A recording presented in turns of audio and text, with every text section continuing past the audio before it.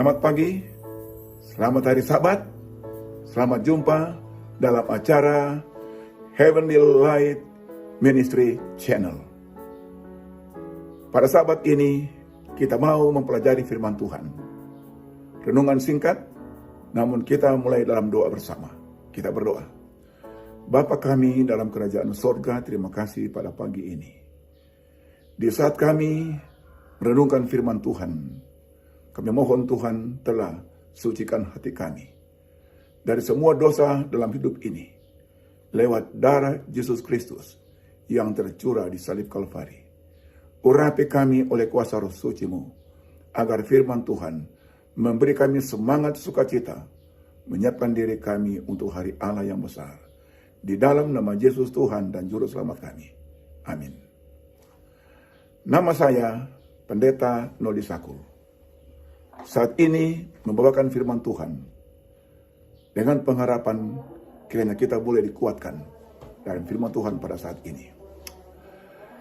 Semua sudah tahu pada saat ini isu-isu bahkan kenyataan yang sedang terjadi sekarang ini, dunia dihebohkan dengan COVID-19 pandemik. Semua ini berbicara mengenai peristiwa-peristiwa yang terjadi di mana-mana di belahan bumi ini. Ingat, bila mana kita menulis sejarah ke belakang, melihat ke belakang, sejak tahun 2000 ini. Tahun 2000 masih ingat, dunia akan hancur ketika salah perhitungan pada sistem komputer dari tahun 1999 sampai tahun 2000. 2001 masalah antraks. Orang berkata dunia akan dikiamatkan oleh antraks. Kemudian 2002 orang berkata dunia akan kiamat oleh virus dari Nil Timur. 2003 SARS dari Cina. 2005 flu burung. 2006 E. coli. 2008 krisis keuangan dunia. 2009 flu babi. 2012 virus MERS dari Timur Tengah. 2013 Korea Utara akan mulai perang dunia ketiga pada saat itu, kata orang. 2014 muncul virus Ebola. 2015 krisis ISIS. 2016 virus Zika. 2020 semua kenal, dunia kenal virus Corona 19. Dan sampai sekarang ini belum berakhir masalah ini. Masih bergejolak. Dahulu orang berkata, kalau rajin ke gereja, namanya orang saleh. Sekarang orang sebutkan orang salah. Dahulu orang berkata iman yang harus kuat. Sekarang orang berkata imun yang harus dikuatkan. Kalau orang bersin disebut syukur, blessing. Sekarang orang anggap kalau bersin dianggap orang penyakitan. Bersatu kita teguh, dulu kata orang. Bercerai kita runtuh. Tapi sekarang bercerai kita teguh, bersatu kita runtuh. Dulu kata orang ada tamu membawa rejeki, tapi sekarang ada tamu membawa sial. Kalau bertemu berjabat tangan dengan cepat, waktu dulu kita bertemu orang. Tapi sekarang bertemu cepat angkat kaki dan lari jauh-jauh. Dulu sebelum tidur cuci kaki dulu sebelum tidur.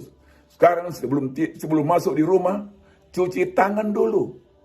Dulu orang di mana-mana bawa parfum. Sekarang bawa sanitizer. Dulu senyum dibahagikan. Sekarang masker dibahagikan. Dahulu kata negatif tidak bagus. Sekarang kata positif berbahaya.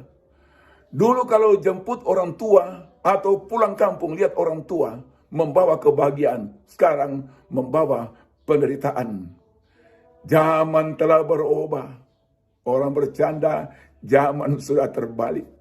Dahulu kasur yang dijemur, sekarang manusia yang dijemur.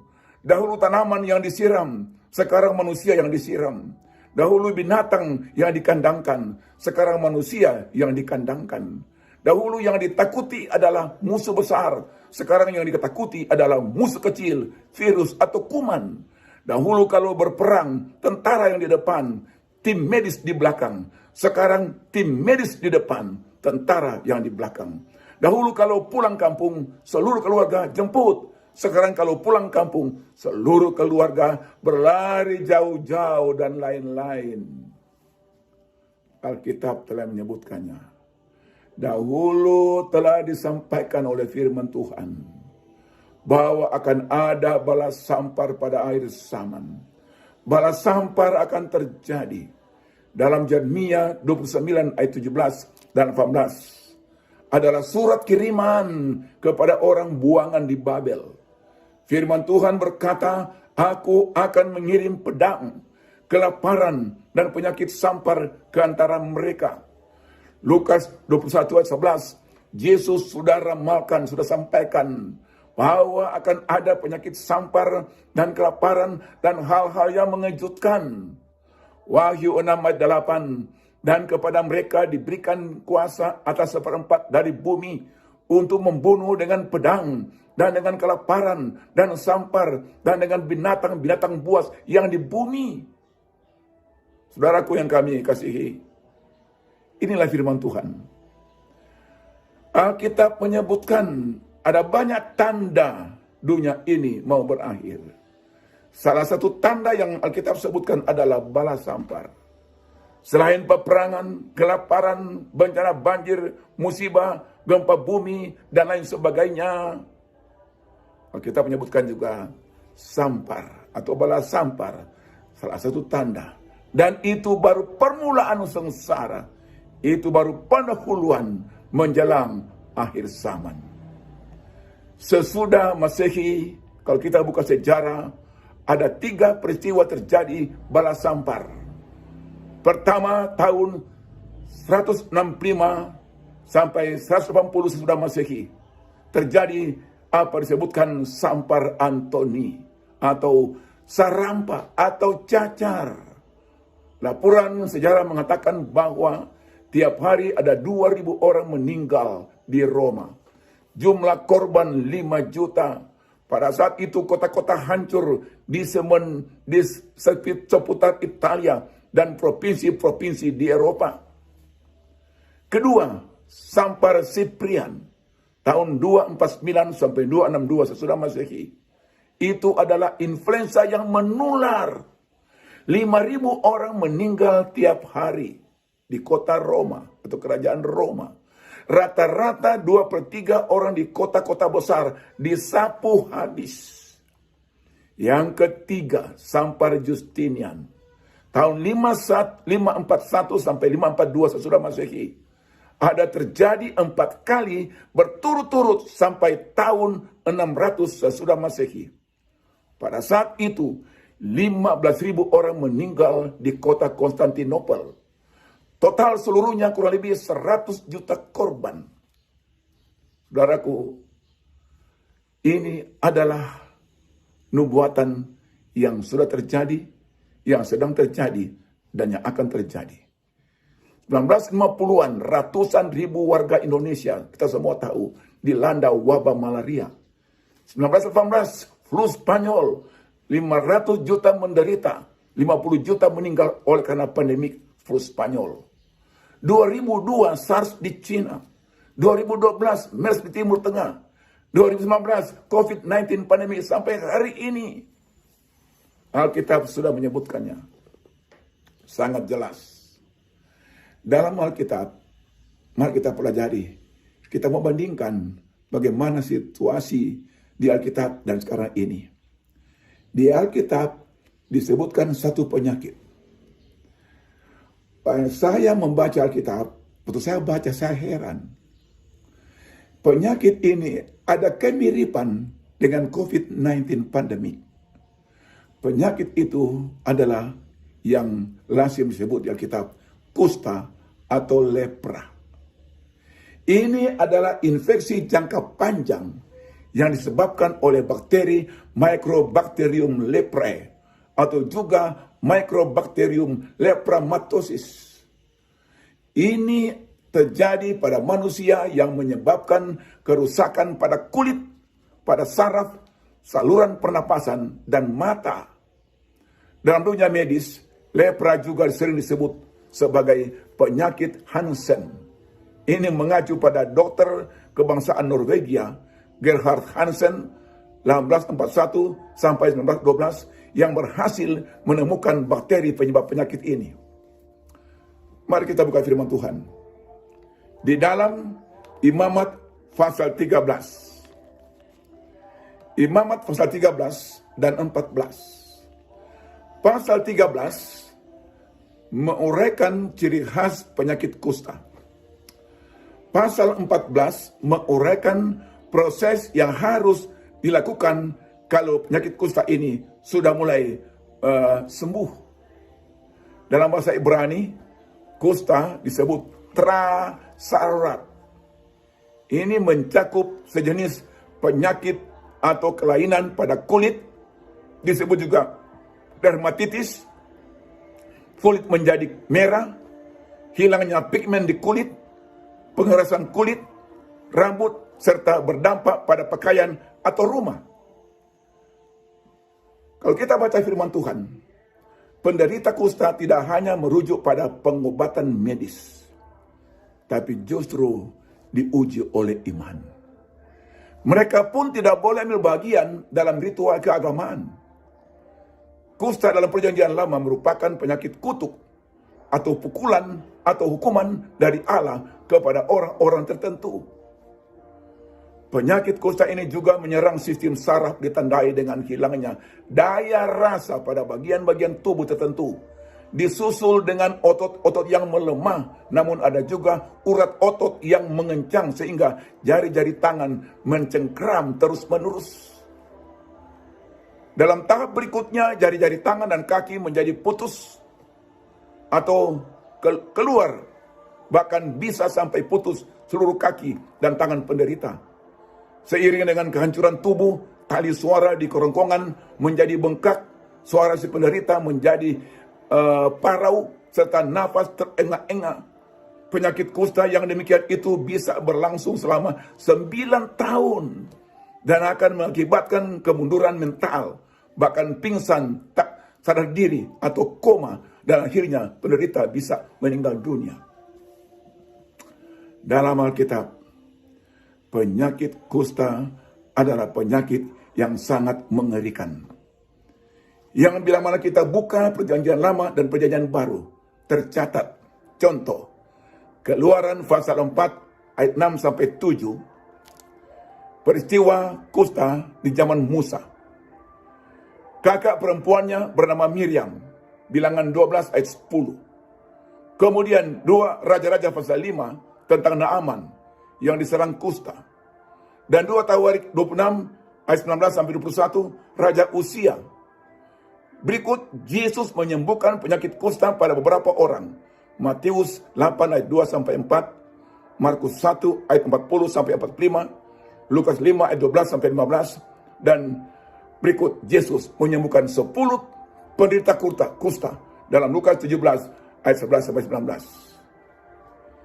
Kita tahu semua Miriam dihukum Tuhan dengan penyakit kusta karena mengata-ngatai dan iri hati terhadap Musa.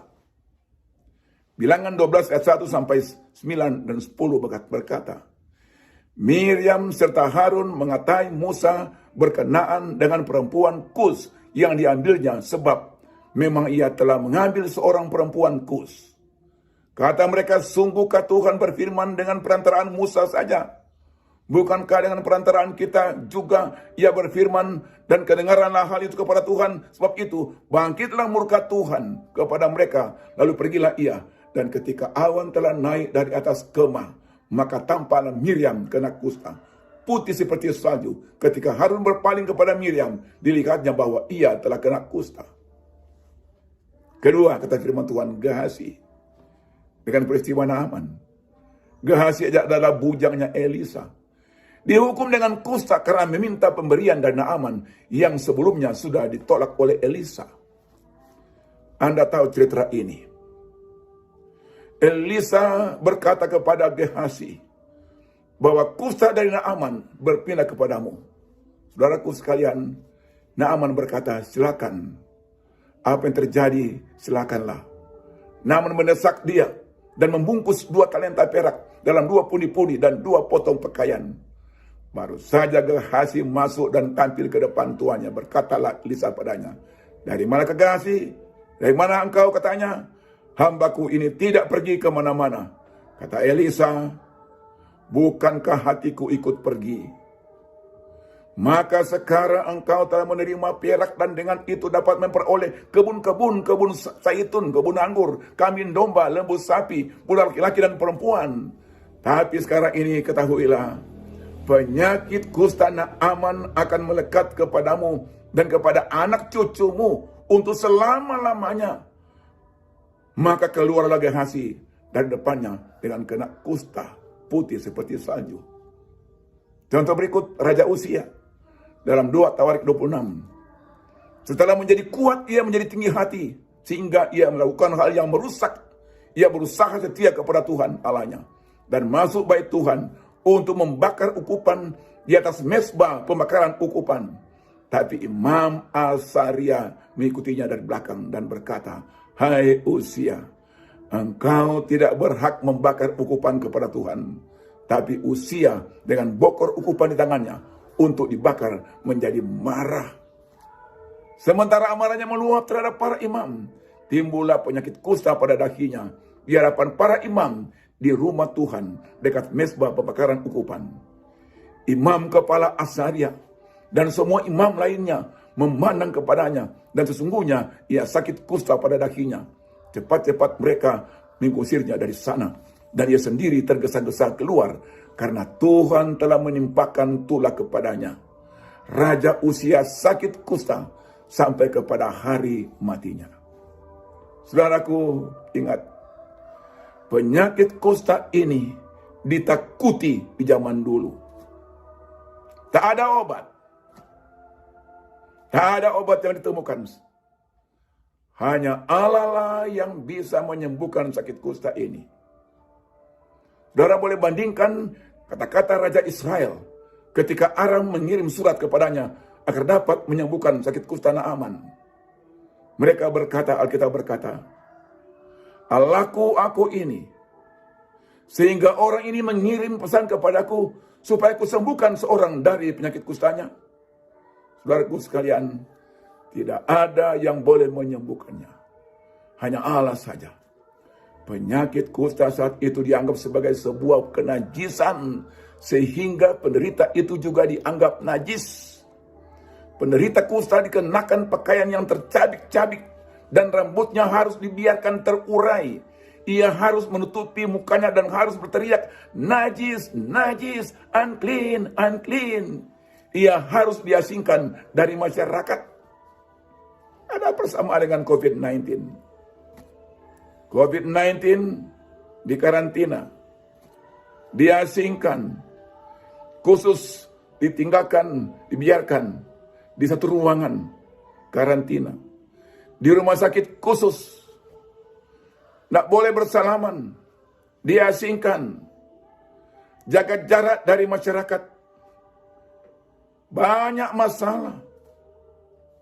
Penyakit kusta itu bila menimpa seseorang, di dalam Alkitab, Imamat 13 ayat 44 sampai 46 berkata, orang yang sakit kusta itu najis dan dibawa kepada imam, dan imam harus mengatakan dia najis karena penyakit yang dia alami itu.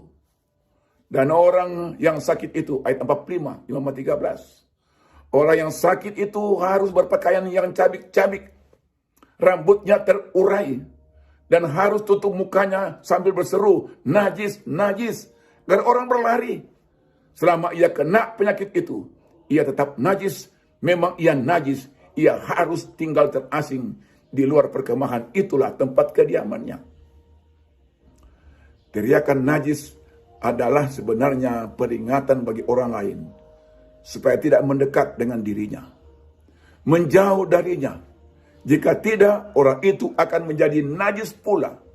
Orang sakit, yang sakit kusta, pada waktu itu menderita sangat hebat. Karena lambat laun dia merusak tubuh. Bukan hanya itu, melainkan juga karena mereka dibuang dari masyarakat. Mereka tidak boleh mendekati orang yang sehat.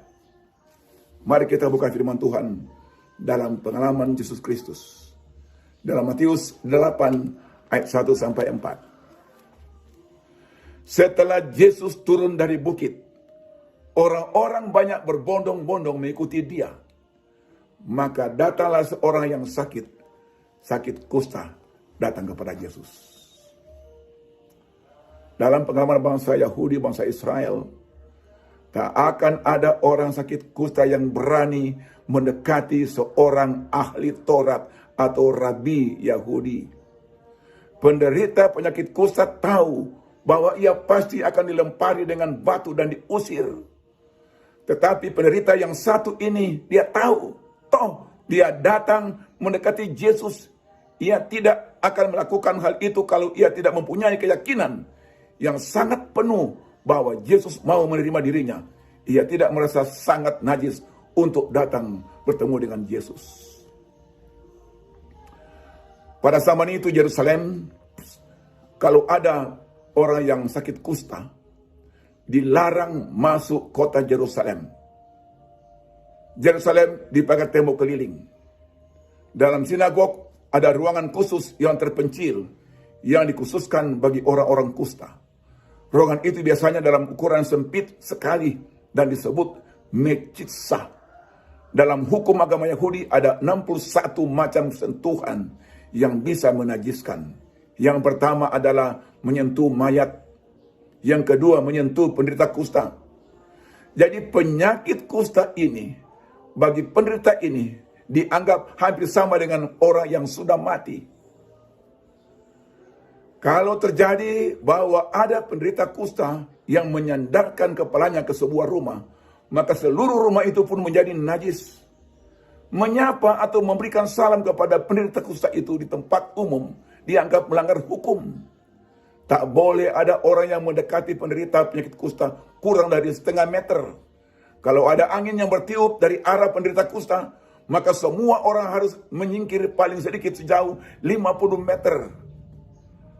Para nabi Yahudi tidak akan mau membeli makanan apapun yang dijual di jalan yang dilewati oleh orang yang sakit kusta.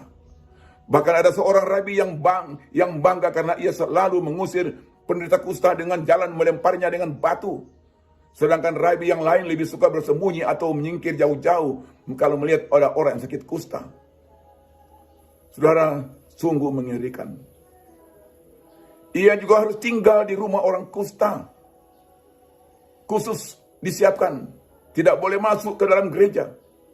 Tapi sementara kebaktian di gereja berlangsung, ia boleh mengintip lewat lubang dinding gereja yang memang khusus dibuat bagi orang-orang kusta. Jadi penyakit kusta benar-benar memisahkan manusia dari sesamanya. Penderita kusta ini benar-benar tersingkir dari sesamanya. Inilah penderitaan psikis batin dari orang ini. Demikian pula gambaran tentang orang yang sakit kusta. Dengan adanya latar belakang penyakit kusta ini, mari kita lihat apa yang terjadi dengan orang kusta yang berjumpa dengan Yesus. Orang kusta ini datang kepada Yesus dengan keyakinan bahwa Yesus pasti menerimanya. Senajis apapun dia, sehina apapun dia, sekotor apapun dia, semengerikan apapun dia, begitu mengerikan sekalipun, ia yakin Yesus pasti mau menerima dia. Lalu bagaimanakah sambutan Kristus kepada orang yang datang kepadanya? Matius 8 ayat 13, ayat 3. Alkitab berkata, lalu Yesus mengulurkan tangannya menjamah orang itu. Ini menunjukkan bahwa Yesus menerima orang kusta itu. Ia tidak seperti ahli Taurat dan para rabi orang Yahudi yang menghindari orang kusta atau mengusirnya, bahkan melemparnya dengan batu. Ia menerima orang kusta itu, bahkan ulurkan tangannya dan menjamahnya. Ini satu pelajaran buat kita, bahwa Kristus Yesus mau menerima orang yang datang kepadanya. Karena itu sebagaimana si kusta yakin bahwa Kristus akan menerima dirinya. Keyakinan yang sama seharusnya dimiliki oleh kita semua. Tidak boleh seorang pun dari antara kita yang merasa terlalu najis atau berdosa, terlalu kotor atau hina, terlalu kecil dan remeh untuk diterima oleh Yesus Kristus.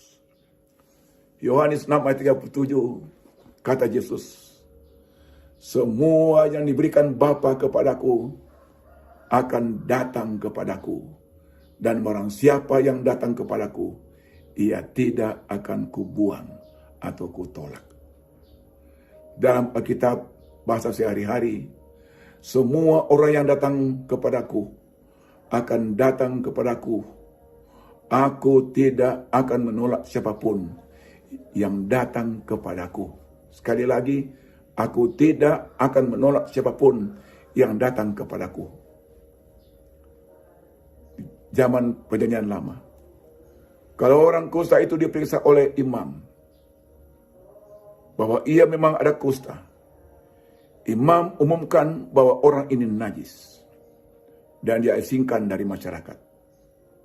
Di tempat terasing, sesudah 1 minggu atau 7 hari, diperiksa kembali oleh imam. Kalau dia sudah ada perubahan atau sudah sembuh, orang ini harus membawa 2 ekor burung. Yang satu disembelih di air yang mengalir, yang satu dicelupkan di air yang mengalir dengan darah burung yang disembelih itu, dan diterbangkan melambangkan dia sudah pergi dengan sehat kembali. Seorang yang sembuh dari kusta harus memberikan ucapan syukur dalam bentuk persembahan. Kalau dia orang miskin, membawa burung sudah cukup.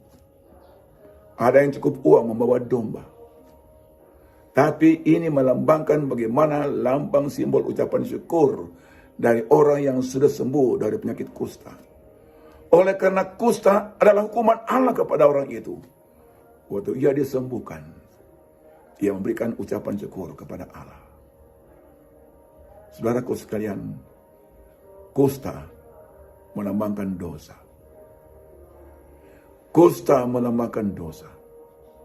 Dan dosa telah masuk ke semua manusia di dunia ini.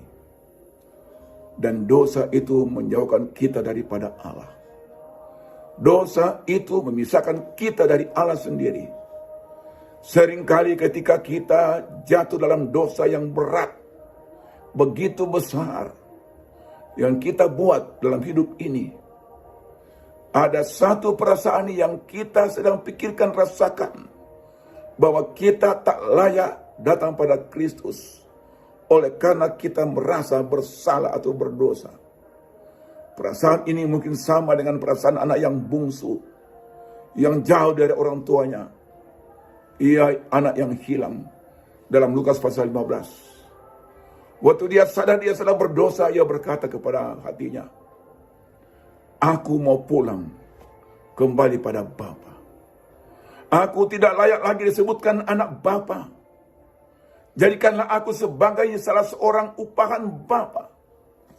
Saudaraku sekalian, kita tahu ceritanya. Pada akhirnya, anak kembali bertobat.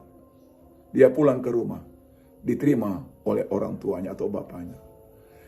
Dia tidak pernah menolak para pemungut cukai yang datang kepadanya. Yesus seorang yang luar biasa. Yesus tidak menolak para pelacur yang datang kepadanya. Maria seorang pelacur, dia berkata, pergilah dan jangan buat dosa lagi.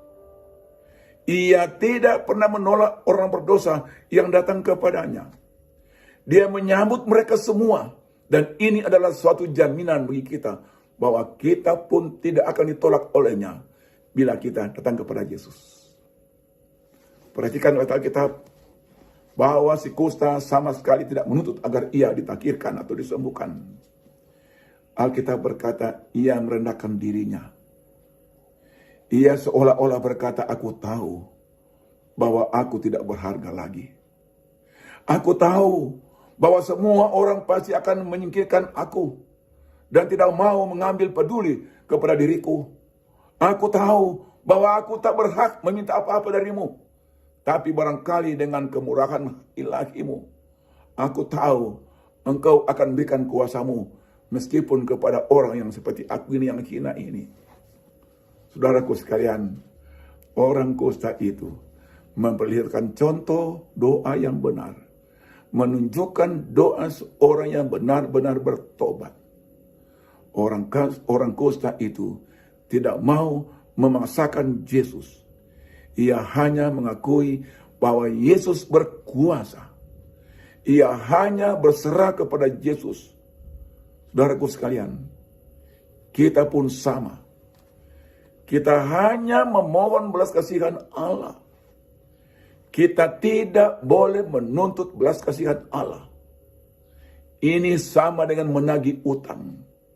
Tapi kita harus dengan rendah hati memintanya seperti kita meminta bantuan. Tuhan, jika Tuhan mau, aku bersimpu, berlutut di kakimu. Dan jika aku binasa, aku akan binasa di bawah kakimu.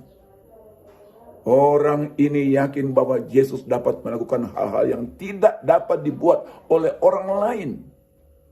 Ia merasa bahwa penyakitnya tak dapat disembuhkan ketika ia datang kepada Yesus sendiri tanpa imannya. Dan keyakinannya terbukti dengan apa yang terjadi selanjutnya dari apa yang dikatakan dengan dibuat oleh Yesus kepadanya. Matius 8 ayat 3 Alkitab mengatakan, lalu Yesus mengulurkan tangannya, menjamah orang itu, dan berkata, aku mau, jadilah engkau tahir. Seketika itu juga tahirlah orang itu daripada kustanya. Saudaraku, para pendengar yang kami kasihi, sesudah menyaksikan pengalaman firman Tuhan dari orang-orang kusta di Perjanjian Lama dan Perjanjian Baru, saudaraku sekalian, kita berada di hal yang sama. Kita semua adalah orang-orang kusta yang simbol orang-orang berdosa. Kusta lambang dosa. Kita adalah orang-orang berdosa. Kita merasa tak layak lagi di hadapan Tuhan. Kita merasa bahwa penyakit itu kita tak dapat hapus sendiri oleh kuasa kita. Tapi hanya seorang yang boleh menyembuhkannya. Bila sudah sembuh, imam memeriksa orang kusta itu. Bila sudah sembuh, orang itu membuat pengorbanan. Yesus satunya yang kita boleh jumpai untuk mohon kesembuhan dari kusta dosa. Ucapan syukur kita adalah memberikan kehidupan kita, waktu kita, tubuh kita, talenta kita, pengaruh kita, semua hidup kita kepada Yesus. Kita berdoa, Tuhan, jadikan aku hidupku ini sesuai rencanamu. Tempatkan hidup kita dalam hidup Kristus. Biarlah Dia yang bertata di hati kita, mengatur hidup kita. Mengapa? Kita harus yakin akan kuasa Allah. Yakin akan kuasa Allah bahwa Ia sanggup melakukan segala perkara. Yakin bahwa Ia sanggup menyembuhkan kita. Yakin bahwa Ia sanggup mengampuni kita. Yakin bahwa Ia sanggup melepaskan kita. Ia sanggup menolong kita. Ia sanggup memberkati kita. Ia sanggup memelihara kita. Ia sanggup menyelamatkan kita. Ia adalah Yesus kita. Dia adalah Tuhan dan Juru Selamat kita yang sanggup memberikan kelepasan dari derita dosa. Yesus hadir di antara kita, bersedia memanggil kita, menyelamatkan kita, membawa kita ke surga, tempat yang tak ada dosa, tak ada kusta, tak ada COVID-19 pandemik. Yang ada ialah kehidupan kekal selama-lamanya dan selama-lamanya. Kiranya pengharapan kelepasan dari Allah sendiri menjadi bagian kita. Kita dikuatkan oleh firman Tuhan dan mau setia sampai Tuhan datang. Mari kita berdoa. Bapa kami dalam kerajaan sorga, kiranya pengharapan yang sama ini menjadi pengharapan masing-masing kami. Kami semua orang yang berdosa, yang penuh dengan penyakit kusta, melanda hidup kami. Tapi Yesus telah berjanji, bila mana kami berserah sungguh kepadamu, Engkau akan selamatkan kami, akan sembuhkan kami oleh darah Yesus dari kusta dosa menimpa kami. Terima kasih kuasa-Mu, keselamatan pengharapan dalam Yesus Kristus. Tuhan dan Juru Selamat kami. Amin. Demikianlah pembahasan firman Tuhan lewat Heavenly Life Ministry Channel. Tuhan memberkati. Sampai jumpa.